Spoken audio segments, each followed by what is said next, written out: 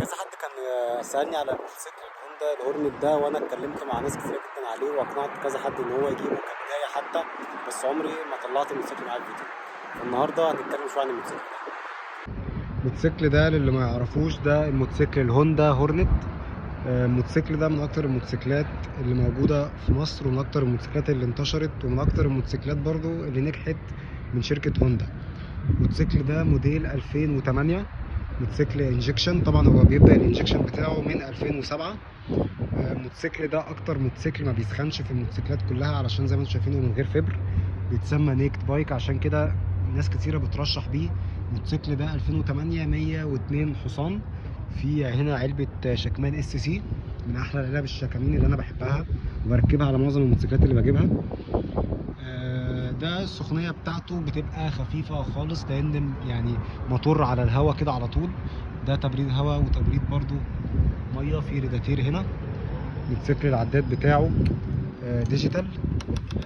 ده هنا عداد الار بي ام والسرعة هنا، وهنا البنزين. ده انا يعني في موتوسيكلات كتير قوي للاسف ما فيهاش العداد ده، ودي بتبقى رخمه شويه، عشان زي ما انت شفت في الفيديو اللي قبل اللي فات باين اللي انا نزلته البنزين قطع مني وانا معرفش. ده هنا الاشارات، وهنا الموتوسيكل متنور، وده هنا عشان احنا قافلين الاجنيشن. ده هنا الاف 1 الموتوسيكل هندوره نسمع صوته. الهورنت على فكره يا جدعان من احلى الاصوات، بس لما تكون الشكمان راكب على موتور كويس. ده صوت الموتوسيكل، صوته من احلى الاصوات اللي انا بسمعها في الهورنتات.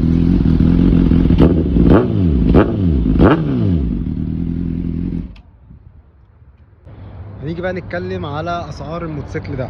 الموتوسيكل ده يعني للاسف الانجكشن بتاعه الموديلات اللي بتنزل فيها الانجكشن غاليه شويه. بيبدأ من يعني على حسب الحالة، بس هنقول 140 مثلا أو 130 ألف، وأشك إن هو ممكن يبقى أكتر من كده كمان. الفردة دي بتهيألي 190.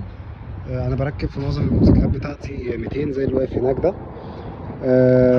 سعر مثلا الهوندا ال 2002 2004 بتتكلم ما أظنش هو يعدي ال 100,000 جنيه. دي زي ما قلت لكم من أحلى الموتوسيكلات، وموتوسيكل حلو قوي للمبتدئين، سواء بقى كان 2008 سواء كان 2002 على حسب البادجت اللي معاك. واوريكم كده ايه لفه حوالين الموتوسيكل. يمكن انا مش من محبين الموتوسيكل ده قوي، لسبب ان هو شكله مش شكل الريس، وما بحبش قعدته. بس في ناس بتحب الموتوسيكلات النيكد قوي لغرض ان هي بتروح بيها الشغل، بتروح بيها المدرسه، بتروح بيها الجامعه، لانه ضد السخونيه. والموتوسيكل برضو على فكره قوي مش ضعيف، سرعته بتوصل ل 230 مثلا او 240 كمان، وموتوسيكل السحب بتاعه كويس جدا. قولوا لي بقى حابين اجيب لكم ايه الموتوسيكل الجاي؟